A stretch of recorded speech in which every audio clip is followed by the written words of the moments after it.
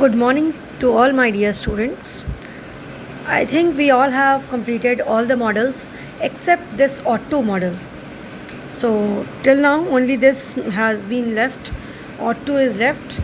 So we are just today we are just going to have a look on this auto model and we will compare auto, must, have to and should. So we will compare all these models and we'll just have a look on the auto model. And after this I'll give you an exercise to solve for which there will be some options as they are given in the board exams. जो board exams में दिया था वैसे ही कुछ options भी होंगे, तो वो एक्सरसाइज मैं आपको दे दूँगी बेटा, and you can solve that exercise to practise your models.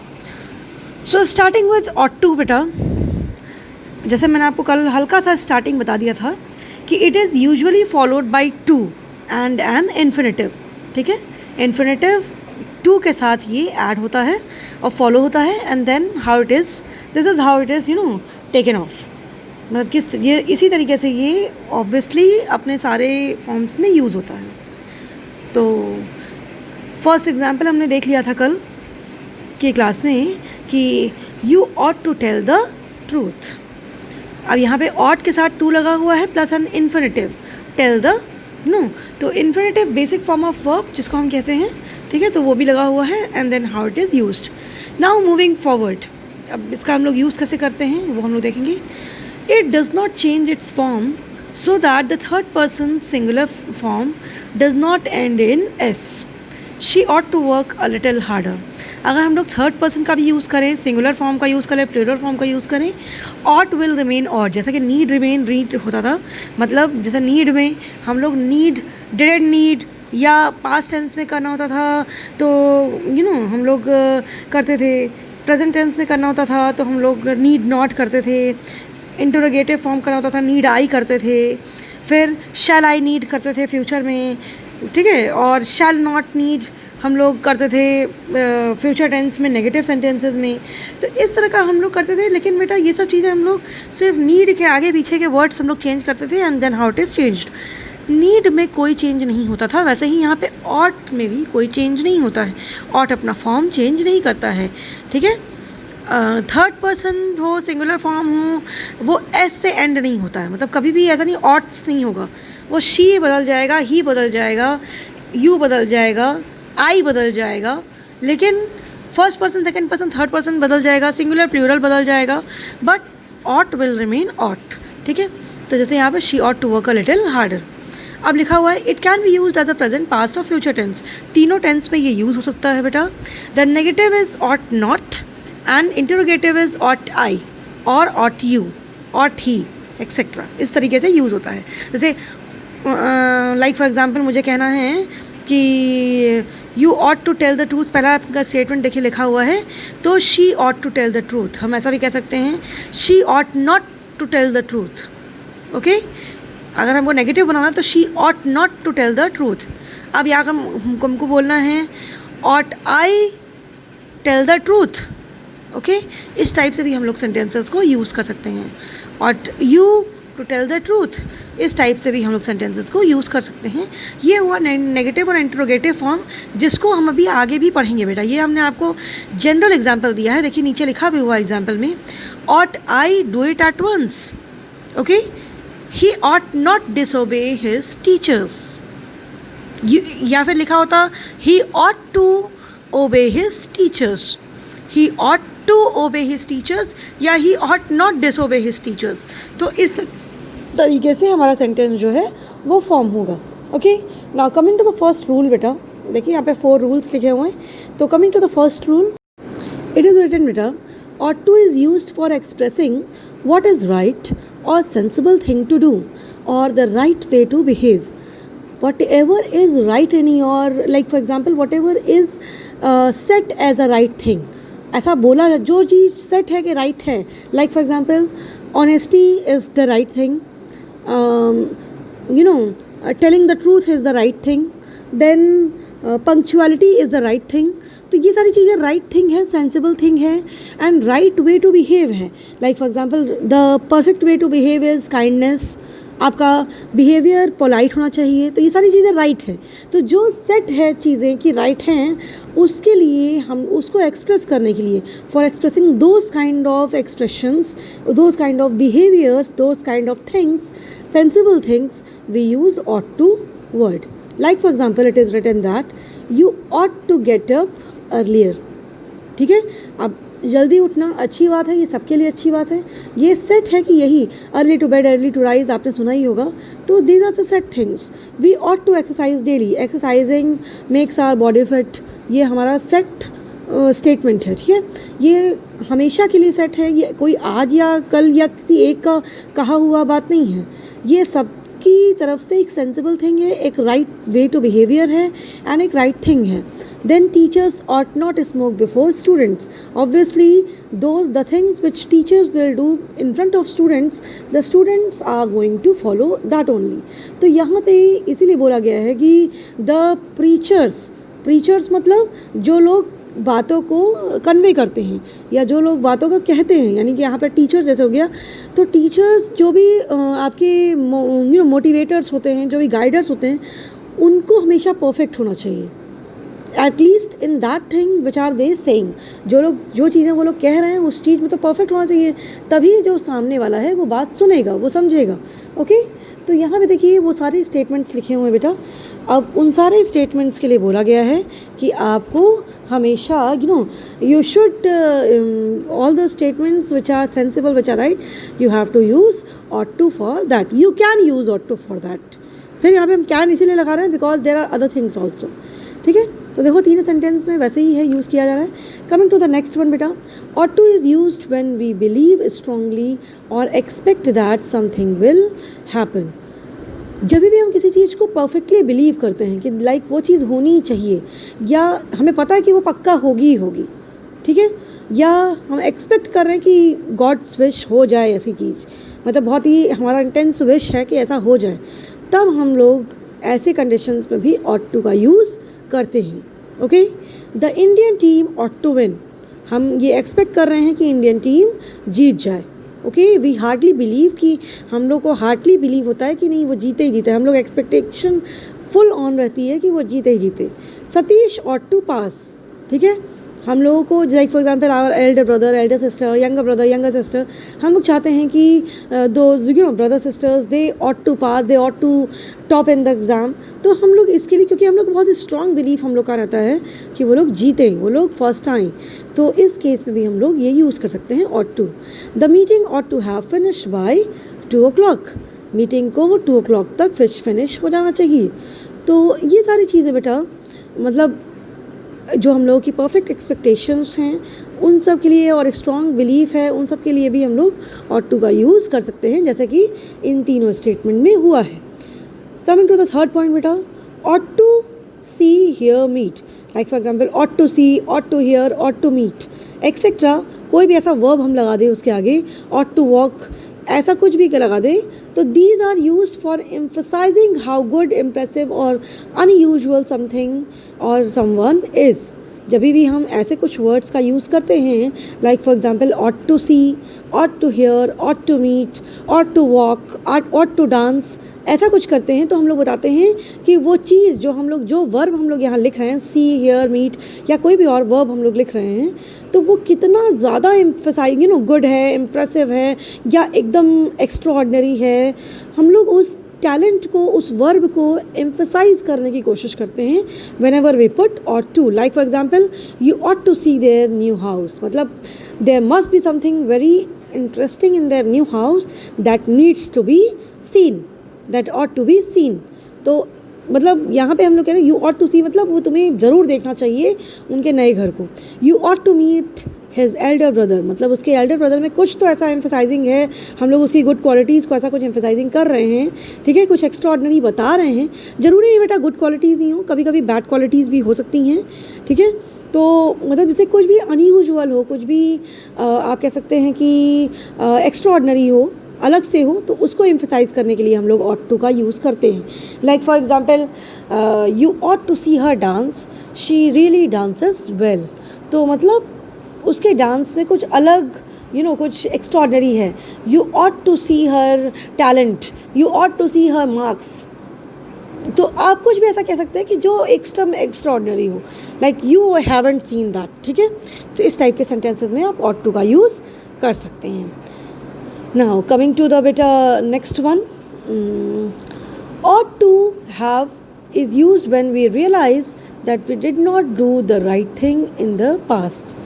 कभी कभी हम लोग को ये रियलाइज़ होता है कि हम लोग को मतलब जो हम लोग ने चीज़ें कर दी हैं वो हम लोग को नहीं करनी चाहिए। लाइक फॉर एग्जांपल हम लोग कभी बहुत गुस्सा होते हैं, किसी को कुछ बुरा बोल दिया, लेकिन later on we realise that हम लोगों को वो चीज़ नहीं बोलनी चाहिए। Like for example you ought to have listen to my advice. हम लोग ने कभी कभी किसी ने एडवाइस दी, हमने नहीं सुना, लेकिन कभी कभी बाद में रियलाइज़ होता है कि हमें उसकी एडवाइस सुन लेनी चाहिए थी, तो हम लोग कहेंगे आई ऑट, या यहाँ पे से लिखा हुआ you ought to have listen to my advice, वो पर्सन कहेगा तो ऐसे ही कहेगा, ठीक है। She ought to have taken the money, मतलब उसके पास मनी नहीं होगी, वो ली भी नहीं मनी, उसने क्या बोरो भी नहीं किया, तो यहाँ पे कहा जाए कि she ought to have, must have borrowed the money, have taken the money. तो इस टाइप से कभी कभी हमें जब रियलाइज़ होता है बाद में कि हमने चीज़ें जो की हैं गलत कर दी हैं, तो उसको भी हम लोग ऑट टू से एक्सप्रेस कर सकते हैं।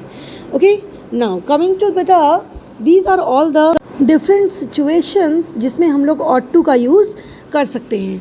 अब यहाँ पे अगेन ये बात नहीं है कि ऑट टू का यूज़ यहाँ पे इन सेंटेंसेस में और चीज़ों का यूज़ नहीं हो सकता है। लाइक फॉर एग्जांपल लास्ट में देखिए, फोर्थ वाले रूल में देखिए लिखा हुआ है कि she ought to have taken the money. अब यहाँ पे हम लोग लिख सकते थे कि she must have taken the money, she should have taken the money, ऐसा भी हो सकता है, ये यहाँ कोई गलत सेंटेंस नहीं हो जाएगा। लेकिन जब हमें रियलाइज़ का जब भी हमें कोई चीज़ें हो चुकी है उसके रियलाइजेशन की बात होगी कि हमने पास्ट में कुछ गलत किया है, या कभी किसी को दिखाना होगा कि पास्ट में उसने कुछ गलत किया है, तो हम लोग यहाँ पे ऑट टू का यूज़ करेंगे।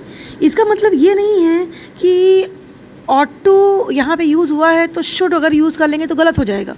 शुड कोई और चीज़ रिप्रेजेंट करेगा, शुड नेसेसिटी एक्सप्रेस करता है, शुड रियलाइजेशन एक्सप्रेस नहीं करता है, ठीक है। मुझसे एक स्टूडेंट ने पूछा है बेटा कि मैम एक प्लेस पे क्या हम लोग दो कहाँ कहाँ यूज़ कर सकते हैं, कोई ऐसी, तो ऐसा कुछ कंफर्म प्लेस नहीं है बेटा।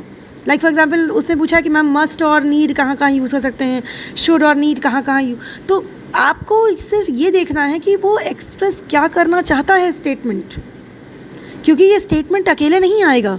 जब भी कोई स्टेटमेंट आपके उसमें आता है तो वो अकेले नहीं आता है। देखिए अभी ये मैं आपको दिखा रही हूँ, जो ये फेज़ आपका ये कंपैरिजन का फेज़ है, मैं इसमें यही पढ़ाने जा रही हूँ आपको कि कहाँ कहाँ कंपैरेटिव मीनिंग होती है। ओके, तो पहले हम लोग पढ़ लेते हैं, फिर हम लोग बाकी बातें बाद में करते हैं, ठीक है। देखिए यहाँ पे लिखा हुआ बेटा, ought must have to and should. बेटा it is written ought is used to express subject's obligation or duty। जो भी सब्जेक्ट है, ऑब्जेक्ट और सब्जेक्ट होता है कि स्टेटमेंट में, सब्जेक्ट जो होता है स्टेटमेंट का, उसकी ड्यूटी या ऑब्लिगेशन एक्सप्रेस करने के लिए ought यूज़ होता है, बट वो कभी दिखाता नहीं है, but it indicates neither the speakers authority as with must, not the outsider's authority as with have to। हमने आपको must और have to के कंपैरिजन में पढ़ाया था कि जब must का यूज़ होता है तो हम लोग वहाँ पे ड्यूटी दिखाते हैं कि speaker is imposing the authorities, like for example speaker खुद के ऊपर अपनी ऑब्लिगेशंस को इम्पोज कर रहा है, हम लोग ये बताए थे। एंड हैव टू में हम लोग क्या करते हैं कि कोई और आउटसाइडर अथॉरिटी है जो ऑब्लिगेशंस को इम्पोज कर रही है। लेकिन ऑट टू के साथ ऐसा नहीं है। ऑट टू वो सब्जेक्ट का ऑब्लिगेशन ड्यूटी है, वो चाहे इम्पोज किसी की तरफ से भी हो। मस्ट के साथ जैसे स्पीकर के साइड हो, आउटसाइडर के साइड हो, कोई भी करे, बट वो सब्जेक्ट की ऑब्लिगेशन होनी चाहिए, that's it. The speaker is the only reminding the subject of his duty. यहाँ पे स्पीकर जो है ऑट टू के साथ क्या होता है कि स्पीकर सिर्फ सब्जेक्ट को उसकी ड्यूटी बता रहा है, बस वो ड्यूटी किसके तरफ से इम्पोज की गई है ये नहीं बता रहा है। इम्पोजिंग इम्पॉर्टेंट नहीं है यहाँ पे, मतलब कौन उसको ड्यूटी दिया है इससे मतलब नहीं है, बस ड्यूटी है ये बता रहा है। Okay, beside this he is giving advice और इंडिकेटिंग अ करेक्ट और सेंसिबल एक्शन। इसके अलावा वो क्या कर रहा है, वो सिर्फ एडवाइस दे रहा है या एक सेंसिबल एक्शन को इंडिकेट कर रहा है, दैट्स इट। इसके अलावा यहाँ पे ऑट टू का कोई भी रिलेशन नहीं है ऑब्लिगेशन और ड्यूटी से। अब देखो क्या लिखा हुआ है later on, ought can be use in exactly the same way as should. You ought to should obey your parents. कभी कभी क्या होता है कि ऑट टू और शुड हम लोग एग्जैक्टली सेम वे में यूज़ कर सकते हैं। जैसे कि मैंने आपको ऊपर भी बताया था अभी पिछले स्टेटमेंट में, she ought to have taken the money, she should have taken the money. But ought to क्या होता है, हमेशा हमें गलती रियलाइज़ करवाता है। शुड क्या होता है, हमें फ्यूचर की वो बताता है कि हमें ले लेना चाहिए था तो अब हम ले लें, ठीक है, तो ये चीज़ बताता है। लेकिन कभी कभी एग्जैक्टली सेम वे में यूज़ हो जाता है, ठीक है। जैसे कि नीचे स्टेटमेंट में देखिए लिखा है, you ought to obey your parents, you should obey your parents. अब देखो have to and must, you have to be regular, these are rules. You must obey your teachers, the speaker insist on it. अब देखो कभी कभी क्या होता है कि हमको जो रूल्स हैं और जो हम बोल रहे हैं किसी चीज़ को फोर्स देकर, वो दोनों चीज़ें अलग होती हैं बेटा, ठीक है। जब भी हम कहेंगे you have to be regular, तो हैव टू बी मतलब ये आपका रूल है, आपको होना है। अगर आप नहीं होंगे तो आपका लॉस है, and it is not necessary आप जाइए, आप नहीं होंगे तो ठीक है, इट इज़ योर लॉस और आप लॉस को बियर करेंगे। लेकिन you must you must be regular, इसका मतलब है कि अगर आप इसमें लॉस की बात नहीं है, आपको रेगुलर होना ही होना है किसी भी हाल में। आप ना नहीं कह सकते उसमें कि आई कैन नॉट बी, ये नहीं, आपका ऑप्शन ही नहीं है इस चीज़ का। तो ये देखो, you must obey your teachers, तो मस्ट में क्या है, आप स्पीकर का इंसिस्टिंग है कि मतलब आपको होना ही होना है।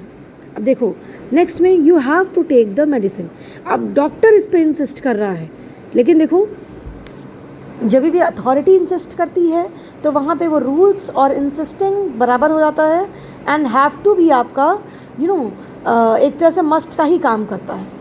देखो you must take the medicine, the speaker insist on it, और it's the speaker's emphatic advice, ठीक है।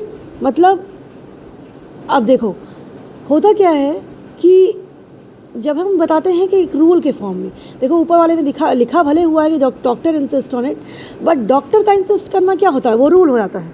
अगर आपको डॉक्टर कह दे कि आपको ये काम करना है तो वो आप रूल की तरह है।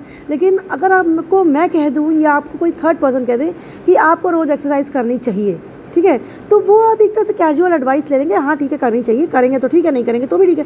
लेकिन अगर डॉक्टर कह दे तो वो रूल बन जाता है लाइफ का, तो वो आप करेंगे ही करेंगे ज़रूर से। तो इसी तरीके से यहाँ पे बोला गया है बेटा, स्पीकर और अथॉरिटी में डिफरेंस आपको बताया गया है, ठीक है। अब देखिए लास्ट में देखिए, you must not drink this, it is poison, ठीक है।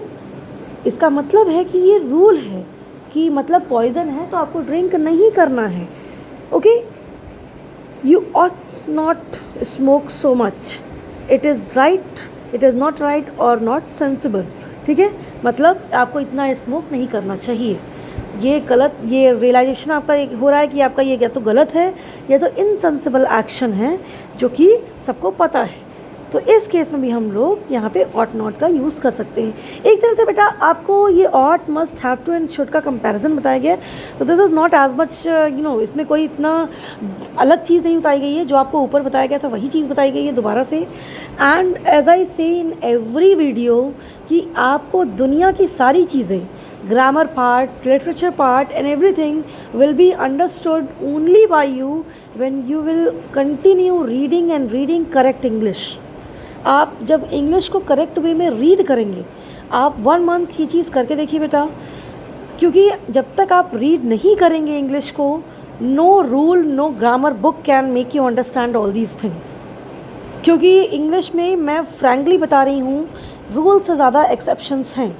एंड अगर आप लर्न करने बैठ गए कि ये रूल यहाँ अप्लाई होगा, वो रूल वहाँ अप्लाई होगा, ये वहाँ नहीं अप्लाई होगा, ये वहाँ नहीं अप्लाई होगा, तो it is impossible for you all to understand English and to learn English at this stage, ठीक है। तो आपको इंग्लिश रीड करनी है, लर्न तो करना ही करना है, ओके। रूल्स तो लर्न करने ही हैं आपको, बट आपको साथ ही साथ इंग्लिश रीड करनी है कंटिन्यू। कोई बेस्ट बुक, कोई अच्छी बुक इंग्लिश की, या मैं कहूँगी कोई भी बुक एट दिस स्टेज, कोई भी बुक आप इंग्लिश की ले लीजिए, हिंदी की ले लीजिए, बस उसको रीडिंग करते आइए कि वहाँ ग्रामेटिकल करेक्शन आपका हो जाए, okay. So for today beta, only this much, and I'm also giving you one exercise to solve, and I'm also giving you answers of the exercise, that is the tenses exercise मैंने बहुत पहले दी थी, उसका मैं आपको answer भी दे रही हूँ। आई एम रियली सॉरी, मैं इतने दिन से आपको आंसर नहीं दे पाई, तो मैं उसका आंसर ही दे रही हूँ बेटा, and I am also giving you the exercise to solve. Please solve it. I will give the answers of this exercise, today's exercise, in the next class. Okay, thank you class.